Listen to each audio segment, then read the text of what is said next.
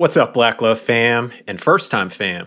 Welcome to another edition of Man to Man, a part of the Black Love Podcast Network. I'm David Wazicki, General Manager of Black Love, and today I am very fortunate to have the chance to talk to someone I've been following for a while and was very fortunate to run into his wife at a Whole Foods locally out here in LA. We'll get to that in a second, but I do want to give you some background. He is the author of the USA Today national bestseller, Eat Smarter, the international bestseller, Sleep Smarter. He's also the creator of the Model Health Show, featured as the #1 health podcast in the US with millions of downloads per year, probably per month after this one. He's also the co-founder of Advanced Integrative Health Alliance, and I'm sure we'll dive into all of that. But for now, let's get to the man, the myth, the living legend, Shawn Stevenson. Thank you so much, man. It's really an honor to be here. And listen, that story with you intersecting with my wife, as I was sharing with you, it's a magical moment, great synchronicity, and I'm just honored to be here with you. Yeah, likewise. Look, I'm a big fan of synchronicity. That's probably another conversation to have, whether online or offline. But yeah, I think it was beautiful how it came together. So I want to jump in, and I usually love, because this is called Man to Man, I like to jump in with an icebreaker that is near and dear to me, and it's something that's kind of changing right now in our landscape, and that's essentially masculinity. What does that mean to you? Wow. Yeah, that term in and of itself, just like everything, is always evolving. You know, I was just walking with my youngest son. He's 9 years old. And he was like, "Dad, there is no such thing as left or right." And then I was like, okay, where is this going? Then he made me stop walking. He put his hand gently on my torso. He's like, "Dad, check this out." So he showed his left and right. Then he turned around the other way and said, "Now this is left and right. It's always different. It doesn't exist." And I said that it's all about perspective, right? It's not that it doesn't exist. It can be both. It can not exist at all, or it can be ever existent. And it just depends on your perspective and where you are right now, because that left and right is going to change. So a term like masculinity, it is so complex and also so simple, but it's also ever evolving. Today, I really feel that masculinity, some of those qualities that we can kind of pinpoint within that framework of what masculinity is. Again, these are all social constructs too. You know, we're trying to label a certain set of qualities, would be strength, would be persistence and endurance, would be in both. And also, I've got to say the caveat that both women and men carry what we would consider masculine traits and feminine traits, you know, so we've got to make that clear as well. But also, I subscribe right now. I really feel that there's a part of it that's kind of a warrior spirit, you know, to be able, and what that means is it's not necessarily you're trying to fight against something or to take somebody's life or anything like that, but the willingness to stand for something, the willingness to fight, even if it's for other people. For me, I'm fighting for humanity, you know, so I'm not fighting against other people per se. I might be fighting for somebody who doesn't even care that I'm fighting for them. You know, it's just that idea, that modality, that framework that I'm fighting for humanity. I think another thing would be, and this is for me personally right now, within that warrior spirit and masculinity, is patience. You know, so knowing when to strike, knowing when to leverage that aggression, and also maintaining that homeostasis of peace. You know, that's really fit into the masculinity framework for me as well. So it's a big topic, but I hope that I colored that a little bit. Oh, absolutely. No wrong answers. I've yet to hear the same answer twice, so I appreciate that. You know, for me, one thing you pointed out was that both men and women carry that masculinity. For me, I like to say in all of us, there's a masculine energy, there's a feminine energy, and depending on what you need to approach, whether it is, you know, like you're saying, I mean, you're doing it for humanity, which is huge. And we're going to dig into that in a sec, what that fight is. And I love it. And I'm there for you. I'm one of those soldiers on a battlefield supporting it. So definitely want to dig into that in a hot second.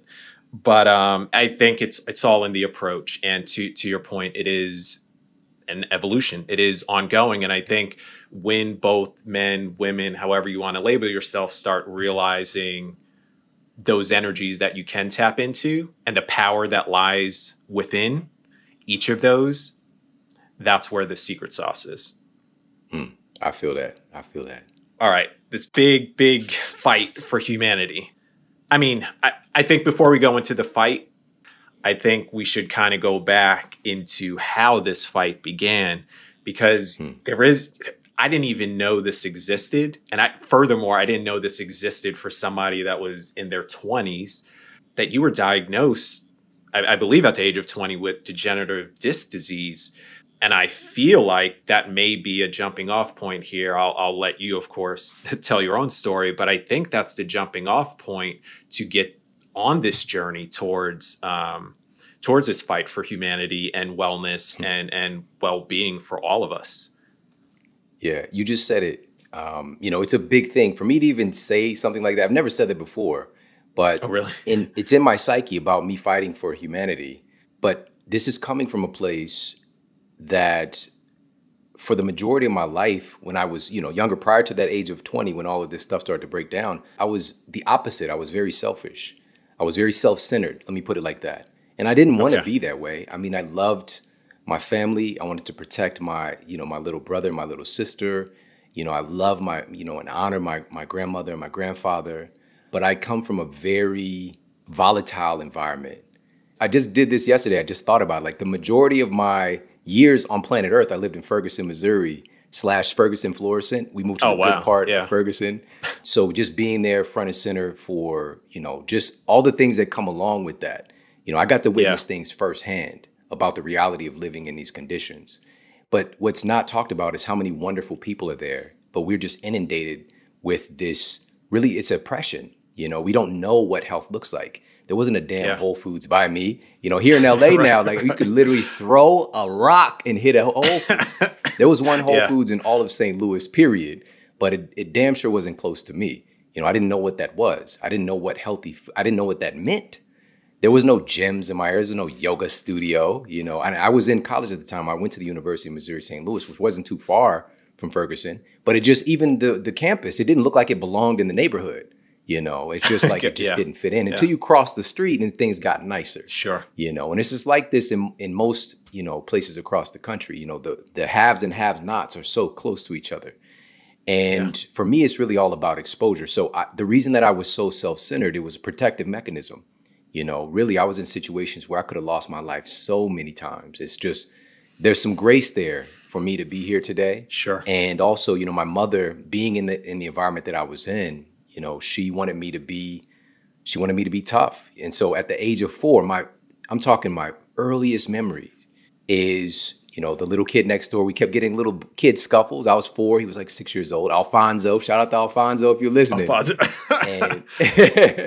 and we kept getting into it, but my mother and his caretaker, I don't remember who the two people were that he had with him. Might have been his mother and an aunt or uncle or something. But there were 2 other adults that were with, quote, his side, and they made us fight each other. And I'm just a baby. I'm a 4-year-old baby, man, and within 5 seconds of this commence, I remember very clearly feeling like, I don't want to do this. Why is she making me do this? And within 5 seconds of that fight, he pushed me into the corner of a brick wall. I still have this huge scar on the back of my head to this day, split my head open. And that was my first introduction to violence. In a way outside that I'm participating in, because I saw the violence within my household, family members fighting, that whole thing. And so long story long, getting to that place where now I'm taking that teaching, my mother, and the thing is, you would hear something like that, like that's a horrible mother. That's a horrible example of a parent. But in her own way, she was trying to prepare me for the world that can be very tough, especially in the environment that we're in, so.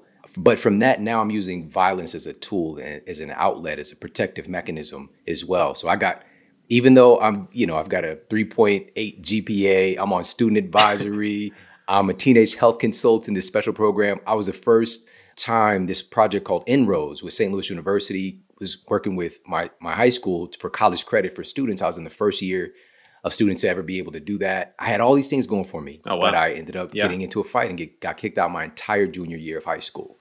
You would think I'd get my act together. So I graduated in 3 years of high school, fortunately, go to college. I get kicked out of college for fighting. Who does that? Because that was my tool. I was always looking for a problem. Yeah. And I was just very self-centered because I just saw these threats everywhere that I go, and you will find what you're looking for. Now, where this all transitions, and here's the cherry on top of the story. I went from being so self-centered to being so focused on others and service. Like even this morning, the first thing that I do when I wake up, and I'm aware that I'm aware, as I ask, how can I serve today? That's the first thing that I ask. That's beautiful. Now, it's been my dominant question for the past 15 years. And it's because everything really from the surface, superficially, everything was taken from me. The one thing that I did have was my health. Let me be clear, not health, fitness. There's a difference. Yes, there is. I was a very fit person and I felt very capable. In high school, I ran a 4.5 40 when I was 15 years old, prior to me getting kicked out of school. And so all my prospects while you were there, collegiate athletes, right? While I was there, I was doing my thing. But I use that as that's my protected, that's my one identity that I have is I'm capable. I could fight if it comes down to it. I could fight, I could survive. These are the things that my mother taught me. But now that's taken away and I feel like a complete victim. My identity is shattered. I have advanced arthritis of my spine when I'm just a kid. I'm 20 years old. And the physician is telling me that this is incurable. There's nothing you can do about this. I asked him, does this have anything to do with what I'm eating? Because I did have a nutritional science class at that point, but I thought it had to do with fitness. So maybe that's where the question came from. I don't know. But he looked me dead in my eyes and he said that this has nothing to do with what you're eating. But then he proceeded to write me a prescription to eat some pills. Right? This has nothing to do with what you're putting in your mouth, but go ahead and put these pills in your mouth. He was writing my future by telling me that this is incurable and I'm going to be in pain for the rest of my life.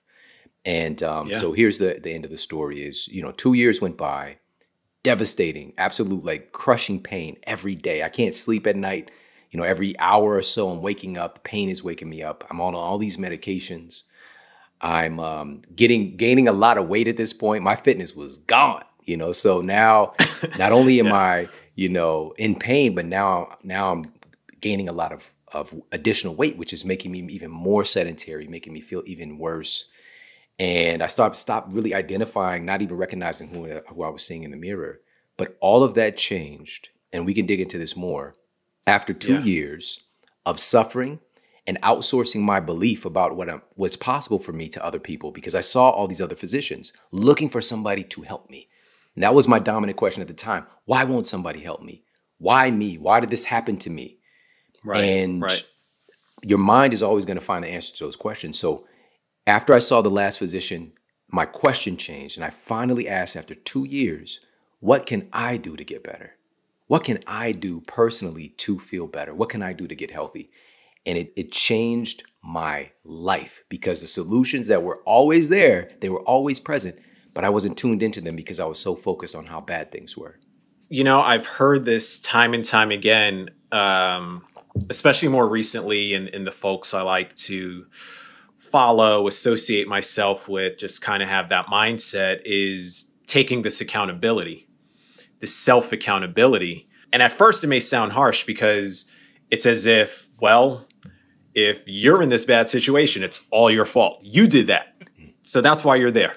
And conversely, if you want to get out of it, it's your fault. You are there.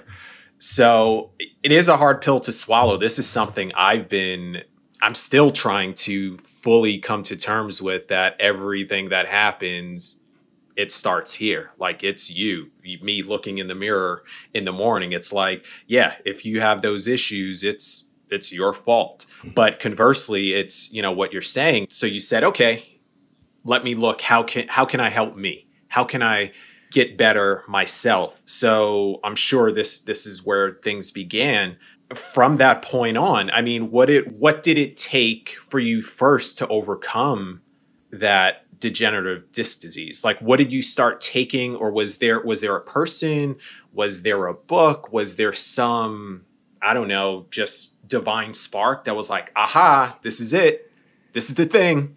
How did that matriculate into I am healed? So as I mentioned, the human brain is so fascinating. It's a big part of my research, and I've got some of the most incredible neuroscientists in the world who are my friends and colleagues. And even on my latest book, Eat Smarter, probably the foremost neuroscientist in the world, Dr. Daniel Amen, who's got the greatest catalog of brain imaging scans, SPECT scans in the world. He did the front cover quote for the book. So when I'm saying this stuff, this isn't just hearsay. It's not because it sounds good. The human brain really is a servo mechanism in many ways. There's certain parts of the brain that are really driven by what you focus on. And so there's an instinctive reflex that the brain does. It's called instinctive elaboration.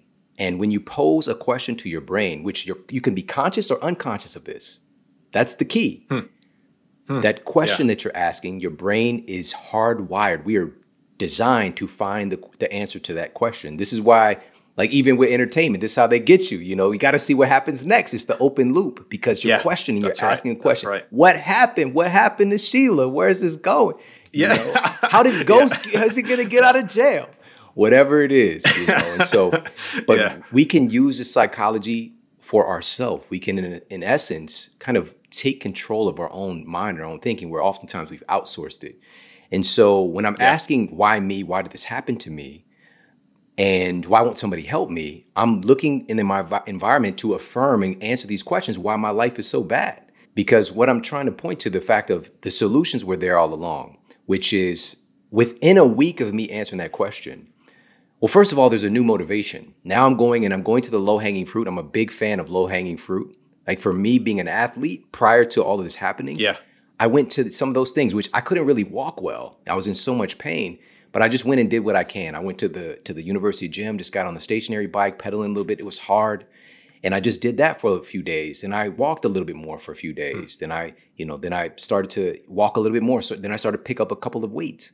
So I'm just doing what I can do, right? And that was happening. So I'm releasing endorphins. You know, my biochemistry is changing. But for whatever reason, there's somebody I've been, quote, talking to these past couple of years, somebody that I knew from a previous college that I went to, the one I got kicked out of. She had went on and she became a chiropractor, and she just all seemed very weird to me, right? But I was hanging out with her a lot. But once I changed my question, now within a week of me asking, how can I get better? How can I get healthy? She takes me to Wild Oats, which has since been bought up by Whole Foods. And so there was a Whole Foods in St. Louis, one Whole Foods and one Wild Oats. And so we went to Wild Oats, and it was just like, I didn't know that this existed. There were books there that were detailing degenerative disc disease and some of the causative factors. I was like, I didn't know that there were reasons behind it. He told me, he literally said to me, my physician, this is something that just happens. And I'm sorry that it happened to you. And now today, being a research scientist, that's abandoning basic principles of physics. Nothing just happens. That's not how stuff works. And so, but it's just like, you don't know. You could at least say, you know, I don't know, but it's so definitive. And so anyways, so I start to research, and I'm in the university right now. So I have access to certain things. And so now I'm studying more. I'm really investigating. I'm able to do research because of some of the training that I was already given. But now it's invested into something. Before I was put in these different science classes because I had to. And it didn't connect. There wasn't a visceral connection. Now there's a passion here. I want to know how the cell works, all right, because I have a purpose. And so I start to give my body, and this is a big part of the healing process. If you don't provide your body with the raw materials that it needs to regenerate tissues, it can't do it. And the human body, what's so beautiful about us is we're incredibly resilient. We can do the most to our bodies, so much damage, so much the consumption of all these crazy things that we eat today that I grew up eating, just inundated. You know, my mother, she would send me across the street to get, it started off with a big gulp. Then it was super big gulp. Then the double big gulp came out where the cups were too big to just have a dispenser. You had to fold that mess up yourself in the store, do arts and crafts, and then fill the soda up. And so she's taken in that a 20-ounce Coca-Cola, for example, is going to be somewhere in the ballpark of about 16 teaspoons of sugar. All right, there's 1, 2, 3, 4, 5, 6. We're not even halfway there yet. I can keep going. That's a lot of sugar. Right. She's tripling that amount with her, double big gulp. and just wondering, what is that doing to our physiology? So we can, and she's still alive today and kicking. All right. She's still here. And our bodies are very resilient at adapting. But if you don't give it the raw materials, it's going to do a patchwork job. And so I found out that, okay, what are my discs made of? It's another dominant question. The intravertebral disc and my bone density was very low. What are they made of? All I knew about was calcium from marketing. Just very basic, rudimentary, and it's BS, by the way. It's just a very primitive thinking. That's just one thing. There was like 20 other major compounds that help to regenerate and create new tissue, create new bone. You know, sulfur-bearing amino acids, silica, I can go on and on and on, vitamin D. I wasn't getting any of that stuff on my Ferguson, Missouri drive-through diet that I was on. I was deficient in all those things, and also flooding my cells with very, very low quality materials for my body to build itself. So I basically started to add in some of the compounds that my body needed, and I got better. Man, I got better so fast. So that plus the movement practices, because exercise, we think it's about looking good and being fit. That's a side effect. Exercise is something our genes expect us to do. Our DNA expects us to move because exercise is very close to the word exorcise. They're very, very similar. And it's a big part of elimination and assimilation of nutrients. And so I'll just share this super quick. I'm going to make this study very, very brief, but I came across a study that was done on racehorses. And horses, that's like $1 billion industry, by the way. It's nuts. But if a horse breaks a bone, like you could lose tens of millions of dollars. So they did a study to see if they can increase the bone density of horses. And so they had the control group. They did nothing with the horses. Then they had a study group. They gave them supplements, you know, that are said to improve bone density, and it did. But then there was another group of horses that they gave them the supplements and walked them, and they have an even more significant increase in bone density because of the assimilation. And the third thing really quickly was I wasn't getting well because I was not sleeping well. That was the biggest struggle in my life for those 2 years. Now, the things that I was doing during the day was helping me to sleep better at night. If you're not sleeping, you're not healing. And so my body transformed from it was 6 weeks from the moment I made that decision to get healthy. 6 weeks later, the pain I was terrified about every day of my life was gone. And I didn't get a scan of my spine done for about 9 months because I was still honestly dealing with fear around it because it was so traumatizing. But I completely regenerated the two disc in my, my two ruptured disc. They had retracted on their own. And now I could see the light shining through them because they were so degenerated before. Now the light was shining through them. And I basically regenerated my spine that was supposed to be impossible. And the physician was like, he's rubbing his chin. Whatever you're doing, keep doing it. And that's when I fired my physician and moved on to other things. Awesome. And amazing at the same time. I mean, again, to the point of resiliency in our bodies and to what we can do ourselves to sustain ourselves, especially in the world that we're in today and that we're living where, it's basically a prescription here, a pill there, 100 caveats of side effects, but that one thing that you need, we got it for you. Again, this is a reason why I'm so glad there's folks like you and specifically yourself going down this journey, taking this path.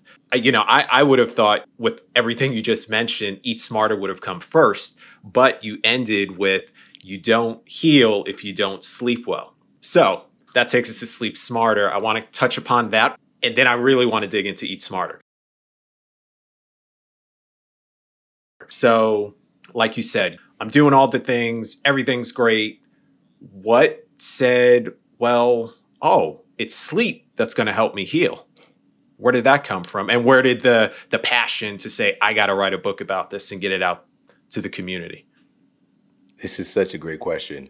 And I want to give a little bit of a preface to this because something you said earlier was probably the most remarkable thing of this entire conversation, which is about personal responsibility.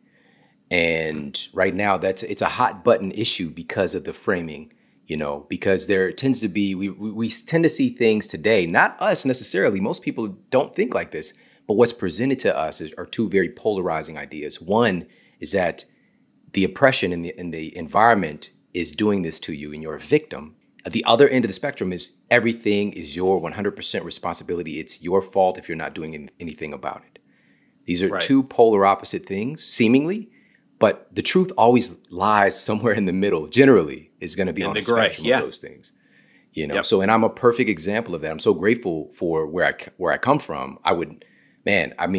To return to that is a nightmare. And this is why I do the work that I do, you know, because I saw the oppression around me. I didn't know what was possible. I didn't have exposure to what health looked like. I didn't see healthy relationships. I didn't see healthy people. You know, it just wasn't a part of my reality. And so having it where it's not a part of my exposure because of very purposeful, and I'll share this really quickly from Eat Smarter. And I know we're going to talk about this later, but just something really quickly. I went and investigated, where does the government subsidies go? Like, how does that affect our health as a community? And there was a really well done study, and this was published by the Journal of the American Medical Association, tracking down the money that's being spent by our government for these big food companies and subsidies. What happens when people are eating those foods that they're paying for, which are primarily cash crops? Corn, used largely for corn syrup and sweeteners, wheat, soy. So these are products that you might go to a grocery store. It looks like a lot of different things, but it's really made of the same stuff. And they tracked down and they found, and most of it is coming through processed foods, the vast majority, processed foods and fast food. Absolutely. Yep. And so they tracked down and found that it's particularly lower income communities, folks that are consuming the highest amount of government subsidized foods have almost a 40% greater incidence of being obese. And that's just one issue. We're not talking about diabetes. We're not talking about Alzheimer's. We're not talking about heart disease. And our government is literally feeding the problem. And I'm not going to act like this isn't happening, because it's happening.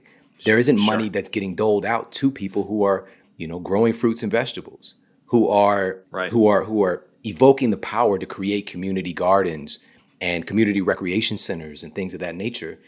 That money's going elsewhere because it's not important.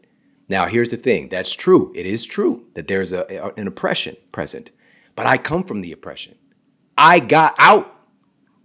I was able to do it. I was by myself, broken down in my 1-bedroom apartment, mattress on the floor, raggedy couch in Ferguson, Missouri, struggling. First in my family to graduate from college. And it took everything. It took a lot to graduate because I never saw before. But I had to take responsibility. I was trapped in the deepest offshooting or pushing away at my responsibility in those 2 years. Rock bottom. But here's the truth. At some point, this unlocks a superpower when you take 100% responsibility for your life. Not to say that bad things haven't happened or bad things haven't happened to you. You haven't had the opportunity. But every time you point the finger, you're giving your power away. And when you point it back to yourself and take responsibility, you're giving yourself power to change it. So that's what it's really about. That empowerment is taking responsibility, because things are going to happen, but it's about how you respond to that thing. So I just wanted to share that because it's so important, so powerful that you brought that topic up. And I appreciate you bringing that up. I literally have chills right now because a lot of your circumstances I can relate to in terms of my upbringing, in terms of not knowing what you don't know, and especially you speaking to government subsidies. I'm from New York originally. I grew up, we had bodegas on the corner. And my mom, who's now a type 2 diabetic as a result, go get the honey buns, go get the chips. This was my food. This wasn't just the snack. This was the food for lunch. You know what I mean? I didn't go to school with the healthy breakfast. I didn't go to school with breakfast, and I'm not doing a woe is me, but it's just within communities like these that we grew up in, it's the you don't know what you don't know. And again, it's trying to find ways of getting that knowledge. And, you know, I hope everyone listening doesn't have to go through what you went through to have to wake up and start taking the knowledge that's out there. Now we have Google, and now we have all of this information. And thankfully we have books like yours, Sleep Smarter, Eat Smarter, that can help open our minds and give us, again, different views that we just haven't seen. I mean, for me, again, as you're saying this story, there were so many things that just pop up in my head in terms of my growth where, yeah, I had the same experiences. And now that I can look back and I can actually say, well, because of the way I eat now, And the way I moved or didn't move back then, an environment is what caused me to feel a certain way, is what caused me. I had like a bout of depression for like a year and a half or two in my early 20s. And I'm a young man. I'm supposed to be out partying and living the life and just getting after it, right? But similar to you, it's like you have these challenges, and then one day it's a fortuitous situation that says, John, wake up. David, wake up. It's there in front of you if you can see it. And I think now, especially, again, with folks like yourselves, the internet, social media, if we use these things for the right things, we can gain so much more. And again, this vessel of ours, mind, body, soul, that culminates all of it. It's so important to be able to do the work that you're doing, to be able to just get on with it, whether you're a husband, whether you're a father, whether you're just dating somebody, where you're friends with somebody, where you're a coworker, all of that. Like, it all comes back to the things that you're talking about. This is powerful, absolutely powerful. And what you're doing now, even in that sharing, you're paying it forward. You know, when I mentioned to, quote, make it out, it's really just rising above the perceived circumstances so that we can now uplift and share this with other people, you know, and that's what it's really all about. So your story matters so much because I can go in there with you visually and I'm like, oh yeah, my honey, I had the 2 for 99 cent honey buns. Like that's a meal. With the white icing. I mean? Yeah. Box of macaroni and cheese is a meal, you know? So these are the circumstances. These are Chef very abnormal. You know, humans have never subsisted on these types of foods in our evolution. This is it's so strange. And now we're understanding what it does to our genetic expression, you know, these epigenetic controllers. And so a big epigenetic controller is our sleep, you know, to pivot back to it. I'm a nutritionist. So after I graduate, you know, as a strength and conditioning coach while I was in school, because I just wanted to find a way to serve low-hanging fruit. A lot of the professors at the university were my clients, you know, the faculty, a lot of students. Wow. A big portion of my students, funny enough, and I didn't think about this till many years later, were medical students and people in nursing programs, and also people who already graduated and they're already working in the field. Generally, they were struggling more than anybody, more than the general population, because the culture basically gives them incentive to destroy their own health, to be sleep deprived, to eat poorly, you know, and to be excessively stressed. And our systems don't even take care of the people who are entrusted with taking care of us, you know, and I addressed that in Eat Smart as well. But so I went from that to opening my clinical practice and working alongside some wonderful physicians over the years as well. But and to be real with you, and I don't share this very often, oftentimes they would send me their toughest cases, you know, because they weren't and oftentimes the reason I was connected to many of these physicians, I was helping them with their health as well, because they weren't trained on what health really is. They're often taught, you know, pharmacology. And when I initially went to college, I went pre-med, but I got out of that, you know, prior to my health going down the hill and switched over to marketing, which is a whole other story. And then I switched back to health and biology and, you know, nutritional science later on. But I got to see, we're taught pharmacology. It's such a focus on disease. It's not a focus on health. That's not what it's about. And so in my clinical practice, I saw I could share so many stories of the incredible things that we saw as far as, you know, type 2 diabetes, folks coming in on metformin and insulin and being able to normalize their blood sugar without medication. You know, we were probably right around 79%, 80% success rate. But there was a time when we couldn't really even talk about that wasn't even a thing. But what I would do is just basically take the patients that were coming in and just teach them how their biology works. You know, I literally had like these diagrams and I would teach them about how their pancreas works and the beta cells and alpha cells and walk them through, but in a way that was colorful, that made sense. And so they felt like, oh, it didn't just happen to me. Like that's how the process works. This is how blood sugar works. Nobody took the time to teach them about what was happening in their body. So we saw all these incredible things happen, all these incredible transformations, but there was always a percentage of people who didn't get the results with food and lifestyle changes around movement, things like that. And eventually I got face to face. It took about 5 years for me to stop and be like, what is going on here? Because we have a tendency to think people are lying. They're not trying hard enough. That's one of the fatal flaws of this industry as well. And the reality is oftentimes people that are struggling to get the results others are getting, they're oftentimes are trying harder than other folks in different domains, but they get into a state of learned helplessness. But I finally started asking people about their sleep. And I could not believe what people were telling me because my sleep was good now. So you don't think about it. That's when you know something's going well, is you don't think about it. It's just like on automatic. Yep. And so they're telling me these stories, like they're waking up, they're sleeping 4 hours a night, or they're waking up every 2 hours, or whatever the case might be. And I know in my experience at that time and playing at a high level and seeing results, I picked up a few things. One thing is people want change, but they generally don't want to change that much. Okay. They want change, but they don't want to change that much because we're comfortable with who we are and how we do things. And that's just the reality of the situation. We can talk about the psychology of why that is if we have time. But anyway, so what I did was I was looking for some clinically proven methods for folks that they can implement without having to turn their life upside down to improve their sleep quality. All right. And so in Sleep Smarter, there's 21 clinically proven strategies, all backed by science. And some of those were some of the original things that I implemented with these patients many, many years ago, before sleep was a popular conversation. And so when people implemented these things, finally the weight came off, their blood sugar normalized. For other folks, their blood pressure normalized. For other folks, their anxiety improved, their depression, whatever the case might be. I saw it is incredible what we started to see. It's just like things went to an entirely new level. And I was just like, I got to tell people about this, because I was still working in one-on-one context where I was invited to some speaking events, things like that. But I had just started my podcast as well. So I did some classes on this. It was a 3-part series. Only time in the history of my show, 500 episodes, only time I did a 3-part series, and it was on sleep.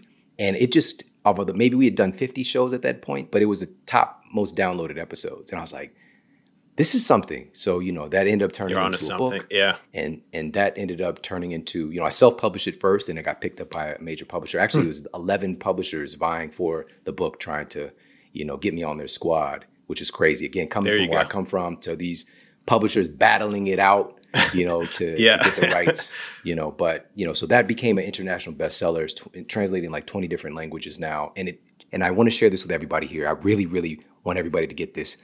That's the power of an idea. I'm the least likely for this stuff to happen where I come from, for people in Japan to be going to the library and seeing my book there. That's the power of an idea. And this is how powerful we are. This is how powerful we are. Because what happened was it changed the culture. It literally changed the culture. Sleep wellness books, publishers, agents, they were trying to talk me out of it because it had never done well before. There was never a book on, and they got the top guys. And then some of these guys are my friends. They put books out on sleep wellness, and it never took off, not even remotely close. We sold hundreds of thousands of copies. And it's number one, it's the power of an idea. And number two, it's the power of being who you are, being yourself. Because also, I'm not like those guys. I'm showing up and making science cool because I'm a cool person. I'm a real person. I'm not here to play games and pretend like I'm something that I'm not. And so people are going to identify with that for the most part. The majority of people are. But of course, there's going to be detractors, going to be people who don't feel that. They want you to, be buttoned up to the top button, and disseminating the information a certain way. I'm not for those people. I'm for the people. Sure. And so bringing my articulation and my experience, because I work with real people in real world situations. And I help them to get well. I help them to get themselves well. That's the key.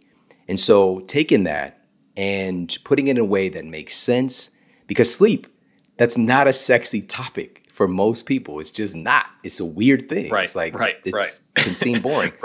But making that sexy, making it attractive, making it fun, making it so that it's palatable and people can digest it, making it so that it's actionable. Like I can do that. That makes sense. And that's a big reason why that took off. And then since then, many books have come after, that have been successful in the sleep domain. But me coming from where I come from, I opened the door for that based on an idea and taking action on that. Powerful. And I'm glad it's out there. And I'm glad it's been doing and continues to do what it's doing. And I hope now with Eat Smarter, it's much of the same, because again, it's essentially a 1-2 punch. There are a few jabs in there, like movement and, getting that sunshine, that natural vitamin D, and a few other things. But yeah, sleep. And now here comes the hook with Eat Smarter. Are there a few things you could just touch upon that you go through? Maybe some just quick tidbits, quick bites, no pun intended, of things that you can offer? Absolutely. So it's always going to boil down to empowerment and connection. Having that connective tissue.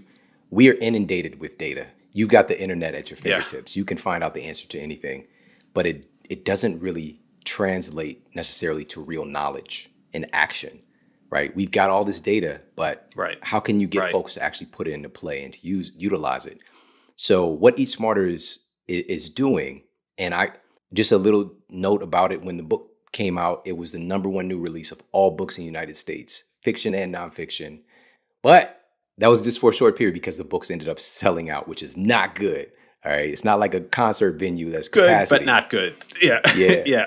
It was, all the pipeline issues, in this age of, pandemic circumstances, it's just a pipeline issue with distribution, that kind of stuff. But to see it take off like that was an affirmation for me, because I know, again, people want to be healthy. I've never met one person that wants to be unhealthy.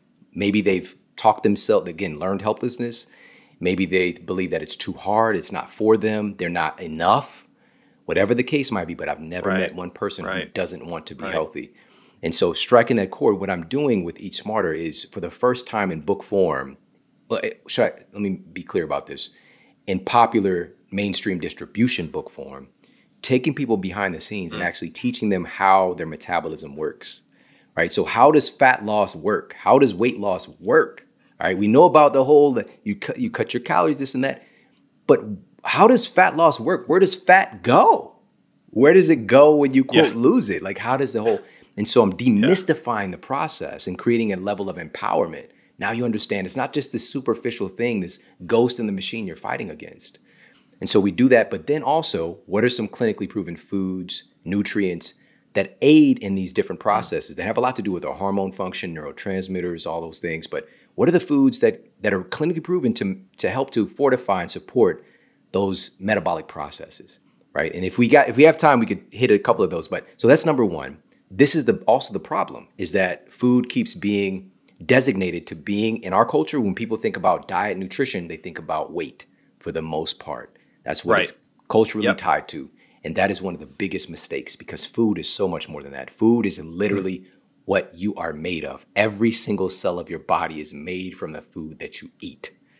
Every cell.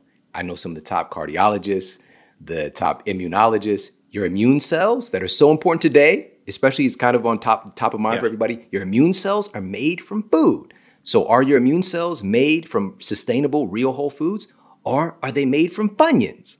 Because you get to pick. And chances are the Funyun immune cells are not going to hold up very well against a viral infection or bacterial infection, whatever the case might be. Right. You're making your cells out of these foods, and you get to choose. Your heart, same thing. But again, our top cardiologists, when they go into their traditional education, they're taught maybe a couple of weeks total about nutrition. It's very superficial stuff. All right. Basically more along the lines of, like, if somebody has a rare B12 deficiency, prescribe this, or just, recommend people watch their fat, right? Eat plenty of whole grains. Very superficial stuff. They're not educated on it. And you can see this out picturing with their own health, for example, that it's not working. Taking that, so that's the other part is, let's round this out.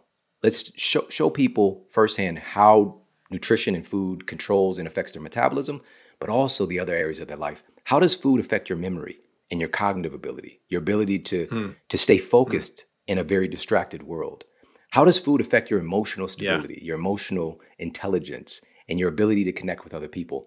And one of the most important parts of the book, and I'm so grateful to be able to talk to you about this right now, what took the most energy for me to write, because I wrote this book with this purpose, to shed light on our conditions for the majority of our citizens, the environment that we're living in, and how food is affecting our disposition towards violence.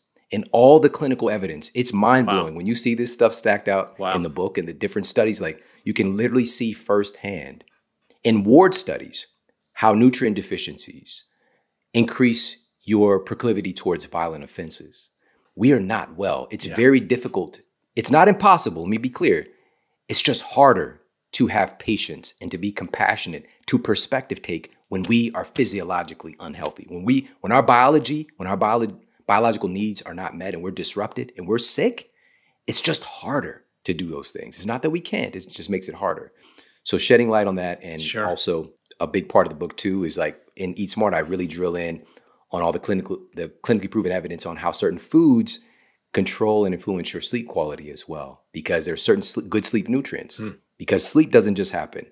It's all built on these certain hormones and neurotransmitters that are built from food. And so all of that is packed into that powerful book. It took a lot of time, a lot of years to create it all, but very, very proud of it. I'm sure. I'm digging in as we speak. So once I complete the book, we need to do a follow-up because there is a lot there. There's a lot. And you just even highlighted it just doing this overview right now. Thank you for that.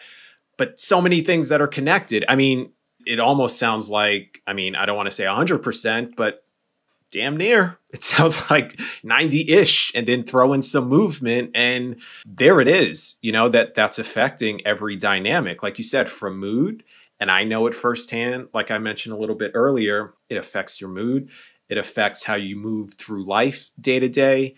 It affects, how you're going out in the world, how you're carrying this body of yours out into the world and how you're engaging with the world. So, it's important.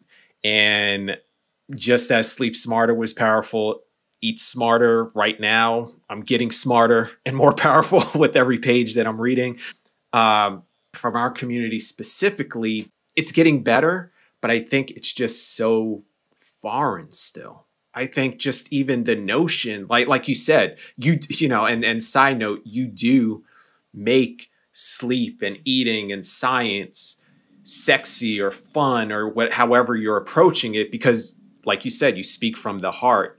And I think that's the realest way to come anyway. If you're speaking from the heart and you have this knowledge and you can convey it to those who are willing to listen, game changer. And I think that's why you've been changing the game so far. And it's fascinating. It's also entertaining going for the ride with all of this knowledge from your humorous perspective at times on approaching these things. So I think it's a beautiful combination. I'm loving all of it. I just want to ask before we get to the point of wrapping, and I don't want to wrap, so we will have to, I'm going to commit you to do a follow-up with me. I do want to ask just on your personal routines, if you want to share one, if you want to share all, no wrong answers, just like at the top of this with masculinity, but are there any go-to routines that you do on a daily basis? You mentioned one, waking up and asking, how can you be of service, which I think is beautiful. And I want to adapt that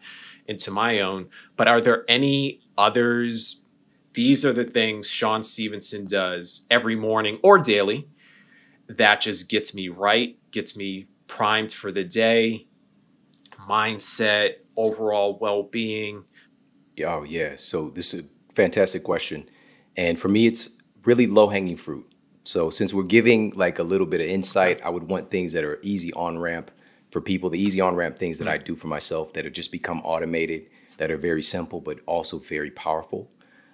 Because as I mentioned, the most powerful part of the book for me personally in writing was to shed light on the conditions that many of us are existing in, where we're inundated with poor food, where we're lacking access. And there are many forces that are actually deterrents for health and creating sickness in many ways, but also providing solutions. Like, here are 5 things that we can actually do to change these conditions for ourselves personally, taking personal responsibility, and also how we could change our community. But it really always still boils down to what are the simple principles that we could adhere to.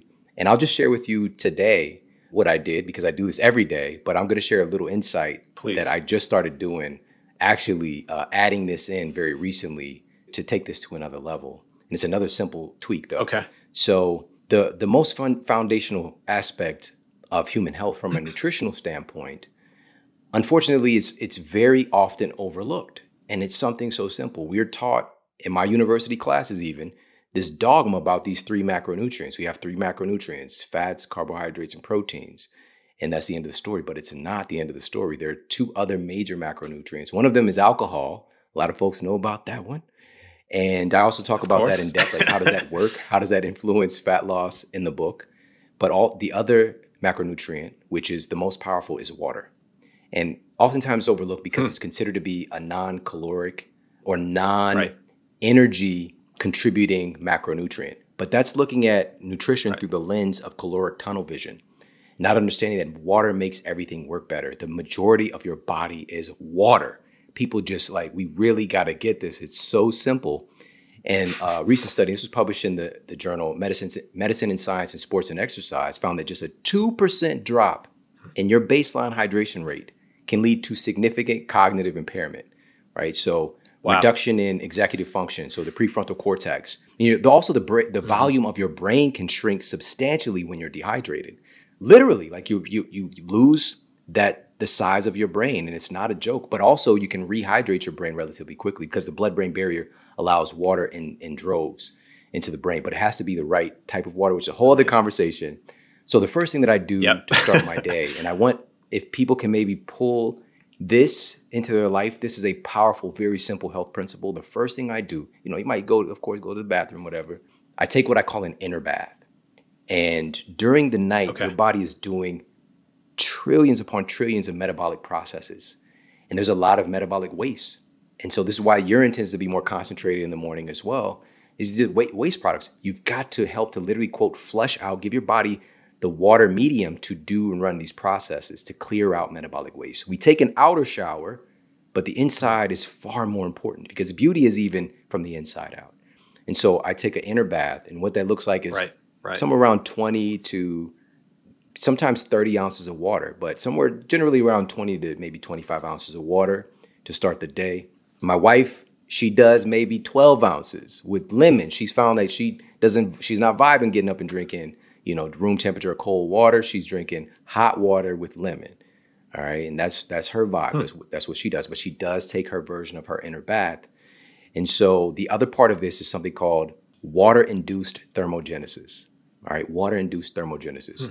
So one of the studies that I outlined in Eat Smarter, they had test subjects to just drink 17 ounces of water within a couple of minutes. And they found that by drinking 17 ounces of water in the study, increased their metabolic rate by 10, 20, upwards of even 30%.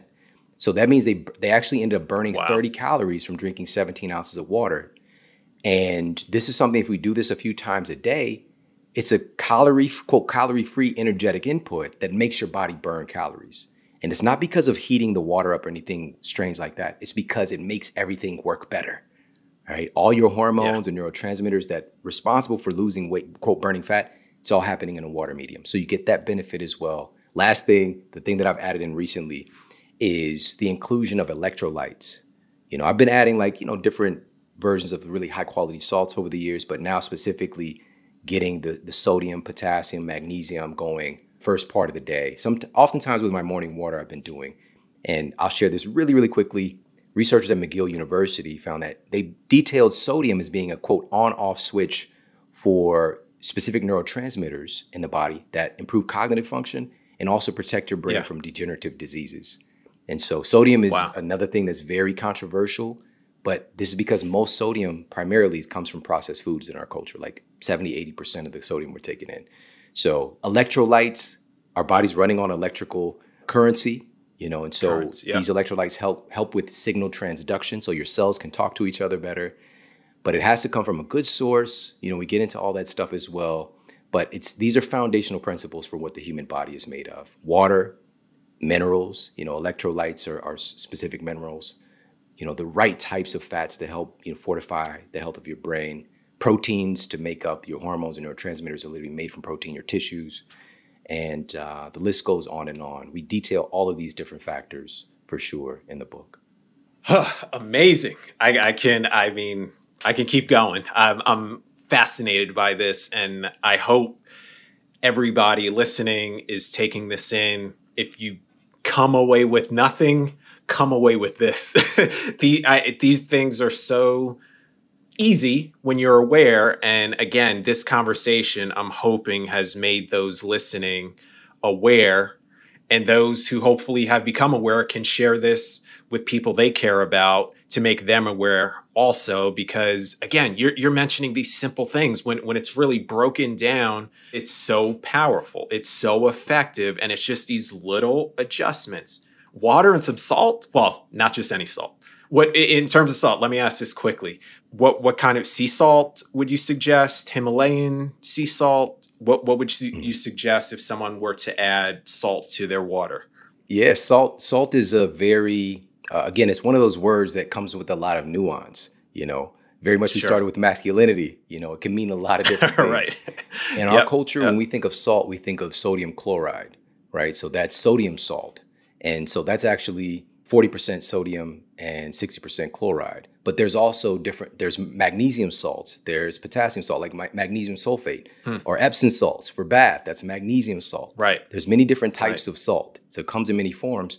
And throughout human evolution, and really even, animals as well. Have you ever seen those goats that like climb up on the side of like a dam or like a mountain, and they're like sideways, they're literally risking their life, but they're trying to get access to is salt and minerals, right? Because there's something in their biology just knows like this is important for the development of, fill in the blank. So Sure. in nature, all of us, like we're really vying for and looking for adequate sources of sodium because it's needed to run so many processes. So I want to use that caveat. And then here, so where are we getting these compounds? Well, you're actually going to get a significant amount of electrolytes, including sodium, from real whole foods. Like, certain vegetables and fruits are abundant in bioavailable sodium. But there are more concentrated versions of that in salts, which there are salts that come from salt mines. There are kind of more water-derived aspects, where water was interacting with and creating, like, even if we think about ocean water, for example, right? It's very salty water. So it's just like understanding there's certain things that happen, with the ecology of the planet that give off these certain salts. So for us to just say automatically that this is bad for us and not acknowledge what our ancestors have been doing for thousands upon thousands of years is very ignorant. But the data, and I'll actually go and I share the meta-analysis. So not just like my opinion or a short-sighted thing, but what does the majority of data show? And the majority of data shows that the whole high sodium and salt being the causative factor behind hypertension, blood pressure, heart disease, it's just not accurate. It's just not accurate. And you can look at the numbers and see it yourself. Just because we lower our sodium, but let me be clear, salt can influence your blood pressure. It can push your blood pressure up as well. But one of the studies that I shared in Eat Smarter detailed how having sodium too low can also significantly elevate blood pressure as a rebound response because your body's increase in stress hormones, insulin resistance can take place as well if you're too low in sodium. Thyroid function can become abnormal.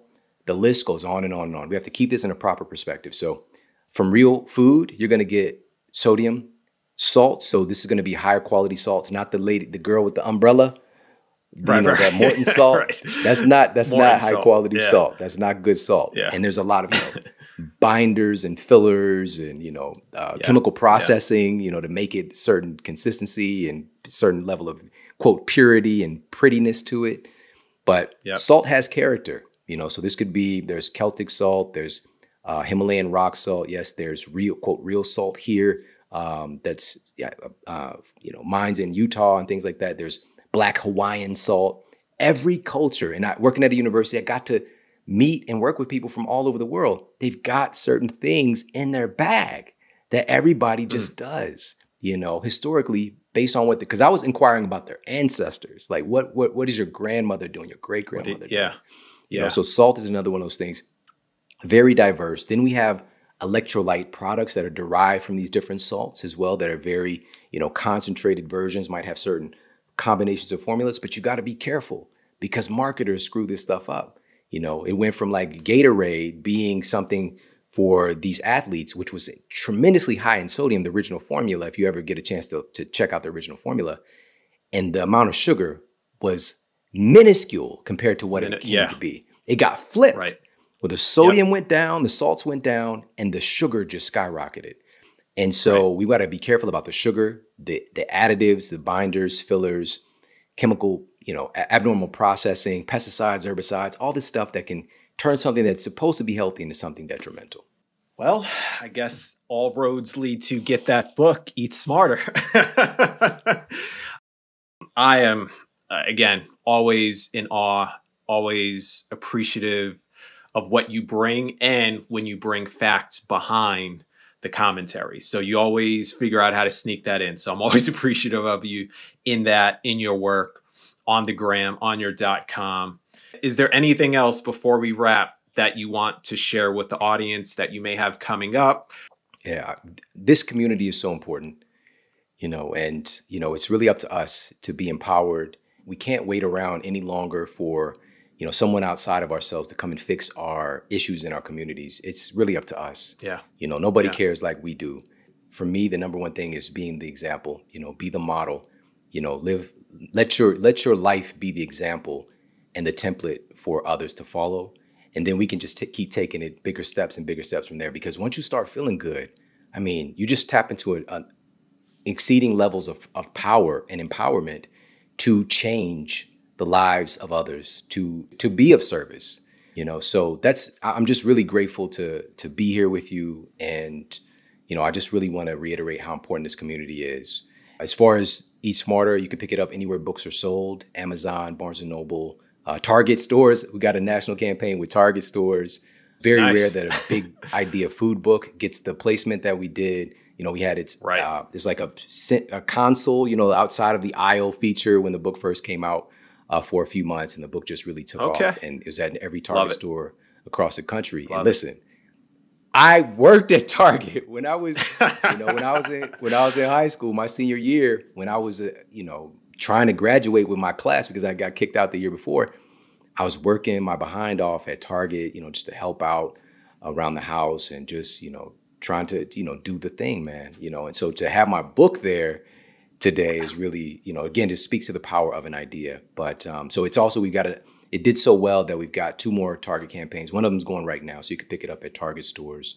And I just want to share too, with Target, a lot of folks, this is getting access to people who usually don't even see books like this or content like this and exposure like this. So we need to demand, we need to let Target know. And the funny thing is, I'm like, Target, why would they choose my book for this campaign? Because I'm kind of exposing some of the stuff that they're, promoting to the people. But there was some higher up at Target, they was like, hey, this book is fantastic.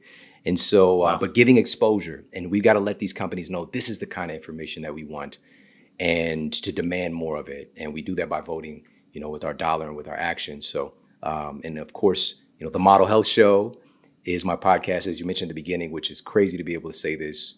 It's been the #1 health podcast many, many times the past few years that we've been doing the show. And really, we do master classes, as you know, on every health subject that you can imagine.